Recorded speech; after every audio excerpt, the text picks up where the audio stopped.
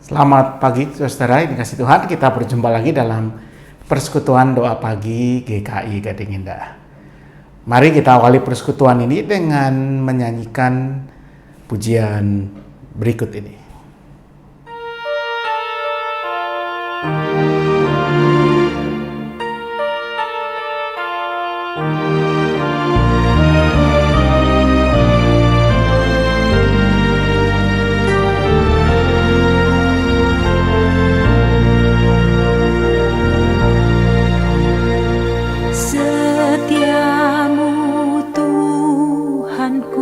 Tiada bertara di kala suka di saat gelap. Kasih-Mu Allahku tidak berubah.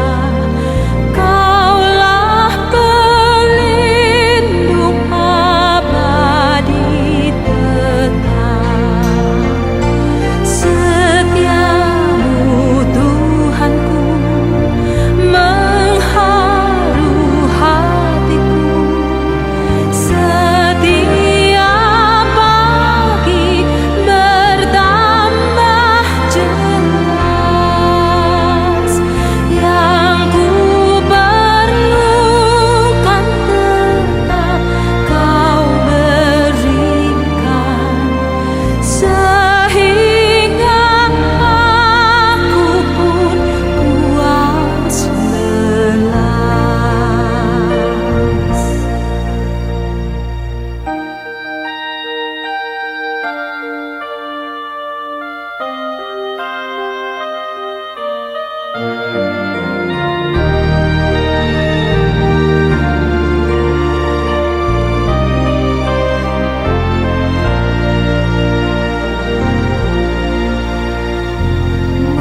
Musim yang panas, penghujan tuayan, surya rembulan di langit cerah.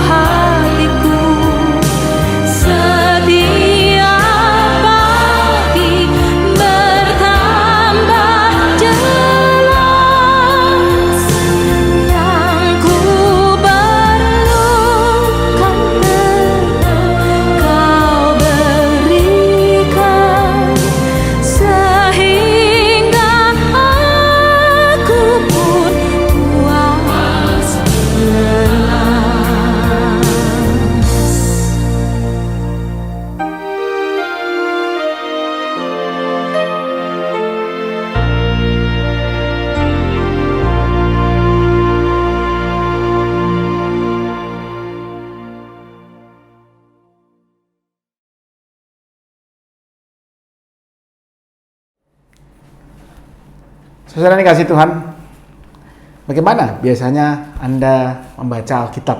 Bukan bagaimana caranya atau kapan ya, tapi maksud saya adalah bagaimana Anda melihat Alkitab ini ya? Apakah Anda melihatnya seperti sebuah buku instruksi ya, ibarat kalau Anda beli sebuah produk elektronik, kulkas misalnya, lalu untuk menggunakannya Anda membaca dulu petunjuknya ya, colokan listrik, lalu diamkan dulu dalam keadaan tertutup selama sekian jam misalnya, dan seterusnya dan seterusnya.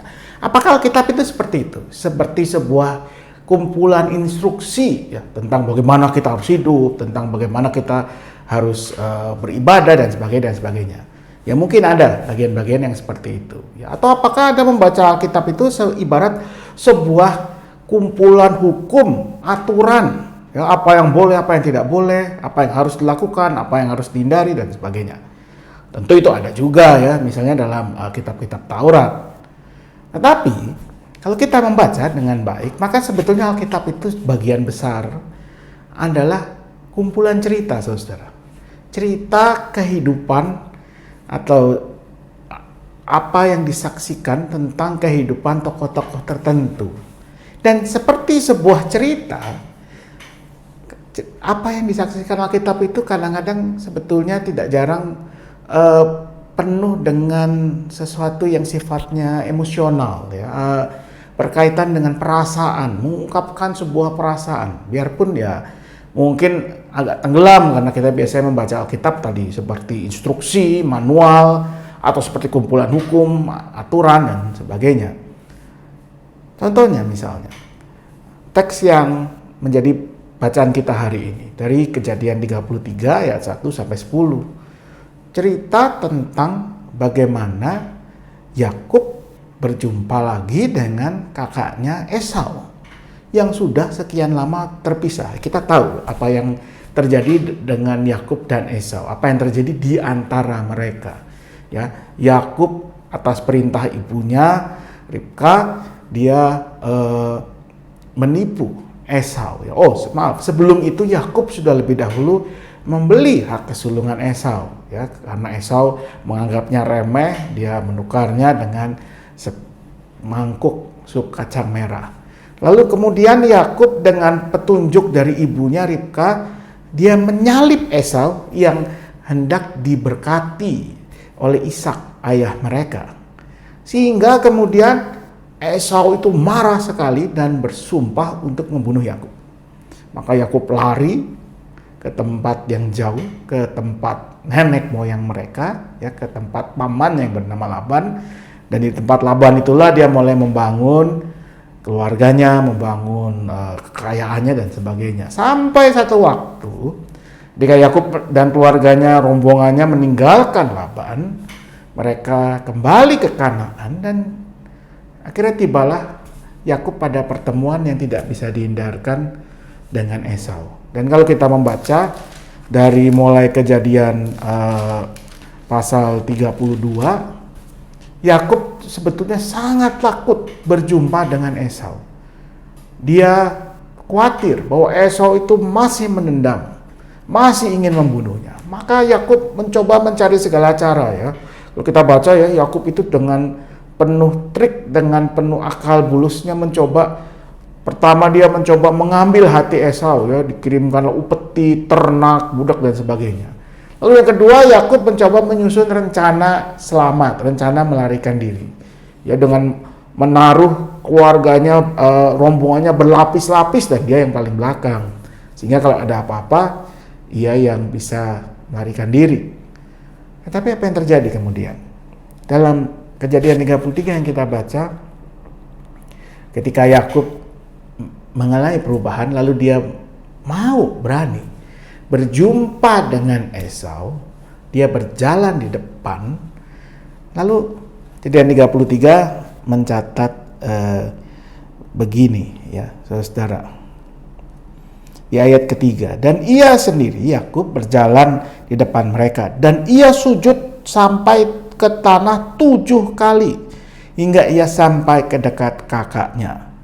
Ayat 4. Tetapi Esau berlari mendapatkan dia, didekapnya dia, dipeluknya lehernya dan diciumnya dia, lalu bertangis-tangisanlah mereka. Ayat 4 ini mendeskripsikan sesuatu yang kalau Anda mendengarnya, membacanya, apa yang teringat saudara? Saya teringat film India, ya. Wah, 2 orang ya, mungkin kakak adik, atau kalau di film India kan begitu ya, atau sepasang kekasih atau orang tua anak, wah, mereka berlari dari kejauhan, ketika bertemu di tengah ya, biasa di taman lebar gitu yang hijau ya. Lalu mereka berpelukan, bertangis-tangisan ya, lalu kamera muter ya, lalu mereka menari-nari gitu ya. Cuman ini kurang narinya doang nih Yakub sama Esau ya, tapi kita bisa menangkap ada satu emosi yang terlepaskan di situ. Dan yang luar biasa, rupanya emosi itu bukan seperti yang ditakutkan oleh Yakub bahwa Esau masih dendam dan ingin membunuhnya. Esau justru menunjukkan betapa dia juga rindu dengan Yakub. Sehingga akhirnya jadilah itu ya, adegan film India itu ya, mereka dikatakan mereka berpelukan, saling berciuman, lalu bertangis-tangisanlah mereka. Luar biasa. Ya, agak jarang sebetulnya Alkitab mencatat sesuatu yang sangat emosional seperti ini ya. Saya menemukan bandingannya adalah dalam satu perumpamaan yang Tuhan Yesus ceritakan tentang anak yang hilang. Ketika sang anak yang hilang, yang sering kita sebut anak durhaka itu, dia kembali ke rumah ayahnya, dari jauh ayahnya sudah melihatnya, maka si ayah itu berlari mendapatkannya dan memeluknya. Dan dua-duanya punya kesamaan, cerita Yakub dan Esau, dan anak yang hilang bertemu dengan ayahnya, yaitu bahwa Esau sebagai pihak yang pernah dikadalin ya, dicurangi oleh Yakub, sebetulnya dia tidak perlu melakukan itu. Dia punya hak untuk menuntut balas. Demikian juga dengan si ayah dari si anak hilang itu. Dia sebagai seorang ayah malah sebetulnya agak tidak pantas kalau dia yang berlari mendapati anaknya lalu memeluknya. Anaknya lah yang harus bersujud datang kepadanya, seperti yang dilakukan oleh Yakub dalam bacaan kita hari ini. Dia sujud ke tanah sampai 7 kali sampai ke dekat Esau. Tapi dua cerita ini mengatakan satu hal yang sama saudara, bahwa yang namanya kasih rupanya melampaui segalanya. Kasih antara dua saudara, kasih antara ayah dan anak, bisa mengalahkan kebencian, bisa mengalahkan kekecewaan, bisa mengalahkan rasa sakit hati. Dan kasih itulah yang membuat Esau dan sang ayah dalam cerita anak yang hilang rela melakukan hal yang sebetulnya tidak perlu mereka lakukan, bahkan agak tidak pantas. Nggak ada itu yang namanya kakak yang berlari mendapati adiknya atau ayah yang berlari mendapati anaknya. Tapi mereka lakukan itu karena kasih. Kasih yang membuat mereka rela merendahkan diri dan hati demi merangkul mereka yang terhilang. Lalu apa lagi yang kita bisa pelajari? Bahwa seseorang bisa berubah. Esau yang tadinya begitu benci pada Yakub bisa berubah. Dia kini begitu rindu berjumpa dengan Yakub. Kasih yang mengubahnya. Yakub yang semula selalu menghindar, melarikan diri. Karena kasih Allah yang sudah dinyatakan kepadanya, dia rela merendahkan hati. Dan demikian terjadilah perjumpaan yang begitu mengharukan dengan Esau. Dan yang berikut yang bisa kita pelajari, betapa seringnya kita sudah terlalu punya satu pola pikir terhadap seseorang. Yakub yang yakin Esau pasti benci dengan dia, ingin membunuhnya, sehingga dia dalam ketakutannya dia merancang berbagai hal. Ternyata tidak kejadian, saudara. Bukan itu yang terjadi. Justru Esau rindu berjumpa dengan Yakub. Betapa seringnya kita sudah terlanjur punya penilaian awal yang akhirnya menghalangi kita untuk berjumpa dengan orang lain secara otentik, secara apa adanya. Kalau si X ini pasti begini, si Y ini karena dia dulu begini, atau kadang-kadang karena sukunya ini, pasti dia begitu. Padahal siapa yang tahu apa yang ada dalam diri setiap orang. Teks kita juga mengajarkan kita untuk menjumpai setiap orang sebagaimana adanya mereka. Tentu kita bisa terhindarkan punya pandangan tertentu, tapi agar kita selalu membuka diri untuk segala kemungkinan. Dan yang terutama, agar kita selalu menjadikan kasih sebagai dasar bagaimana kita membangun relasi dengan orang lain. Kalau kasih yang menjadi dasar, maka hubungan yang rusak, luka, masa lalu, bisa perlahan-lahan dipulihkan, bisa perlahan-lahan disembuhkan. Mengapa demikian? Karena Tuhan sendiri yang sudah memberi contoh. Karena kasih-Nya kepada dunia, yang menganugerahkan Tuhan Yesus untuk memulihkan hubungannya dengan kita semua. Karena itu saudara yang kasih Tuhan, jangan pernah kehilangan kasih, sehingga kita bisa menjumpai orang lain sebagaimana adanya mereka. Maka damai sejahtera yang dilandasi oleh kasih Tuhan, damai sejahtera yang memulihkan luka, kiranya selalu hadir dalam kehidupan kita. Tuhan memberkati selalu. Mari kita berdoa. Ya Tuhan, kami bersyukur bahwa dalam Yesus Kristus kami telah melihat teladan, bahkan mengalami sendiri bagaimana Allah mengasihi dunia, Allah mengasihi manusia berdosa, sehingga Allah melihat dan menerima kami sebagaimana adanya kami, dan memanggil kami untuk juga menjadi murid-murid Kristus yang mau belajar menerima dan mengasihi sesamanya sebagaimana adanya mereka, seperti kami juga telah diterima dan dikasihi oleh Allah. Karena itu mampukan kami untuk meneladani Yesus Kristus ketika kami menyatakan kasih Tuhan, hingga boleh terjadi rekonsiliasi bagi mereka yang berselisih atau yang saling melukai, boleh terjadi perdamaian di mana ada konflik, boleh terwujudkan kasih di mana mereka dibutuhkan, orang-orang yang kehilangan atau merasa tidak dikasihi, terpinggirkan, boleh merasa dirangkul, direngkuh dalam kasih Tuhan. Kami mau berdoa untuk bangsa dan negara kami, bahkan dunia, yang kembali diingatkan untuk waspada terhadap situasi yang masih kami jalani. Kami tahu bahwa terjadi perubahan-perubahan yang cepat yang mungkin mempengaruhi kehidupan kami. Tapi biarlah itu tidak membuat kami kehilangan harapan. Kami tetap melakukan yang terbaik, menjaga kesehatan pribadi, menjaga kesehatan bersama masyarakat dan keluarga, dan tetap mau mendukung mereka-mereka yang membutuhkan dukungan dan perhatian dengan apa yang bisa kami lakukan. Kami berdoa untuk para pemimpin kami, agar diberi hikmat untuk memimpin bangsa ini dengan baik. Kami berdoa untuk gereja-gereja Tuhan dimanapun adanya, untuk juga boleh menjadi perpanjangan kasih Tuhan, perpanjangan tangan Tuhan, menyatakan anugerah, menyatakan kasih, menguatkan yang lemah, merawat yang sakit dan terluka. Kami berdoa untuk setiap keluarga yang bergumul dengan keadaan keluarga mereka, baik karena sakit ataupun pergumulan ekonomi, atau karena pergumulan-pergumulan relasi antara anggota keluarga. Kiranya kasih Tuhan menguatkan mereka yang lemah secara fisik, menguatkan keluarga yang mendukung mereka, menguatkan mereka-mereka yang harus menghadapi pergumulan karena relasi yang rusak, menguatkan mereka-mereka yang sedang bergumul dengan berbagai pergumulan lainnya. Dan kami membawa kepada Tuhan juga apa yang menjadi pergumulan kami pribadi yang tidak bisa kami bagi kepada orang lain, karena kami percaya Tuhanlah yang akan mendengar, dan Tuhan akan memberikan yang terbaik seturut dengan kasih Tuhan. Maka inilah kami dengan doa-doa pribadi kami.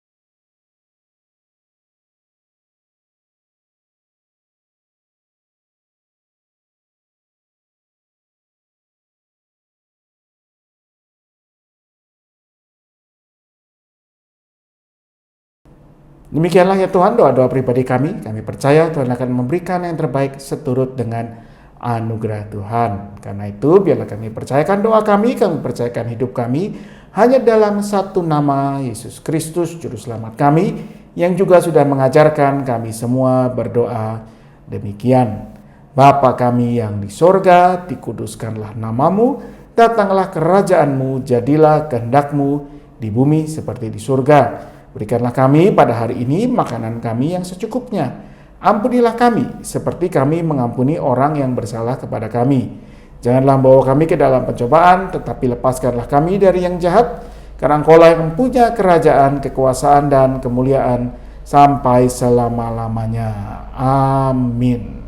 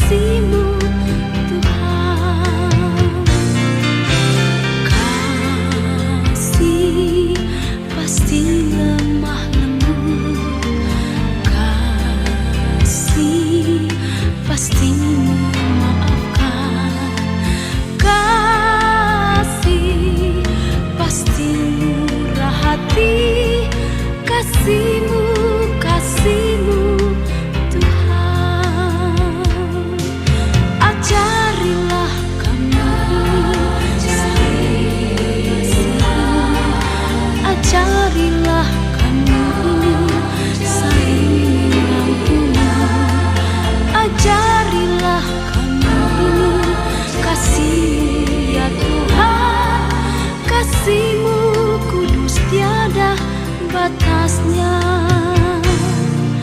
ajarilah kami saling mengasihi, ajarilah kami saling mengampuni, ajarilah kami kasih ya Tuhan, kasih-Mu kudus tiada batasnya.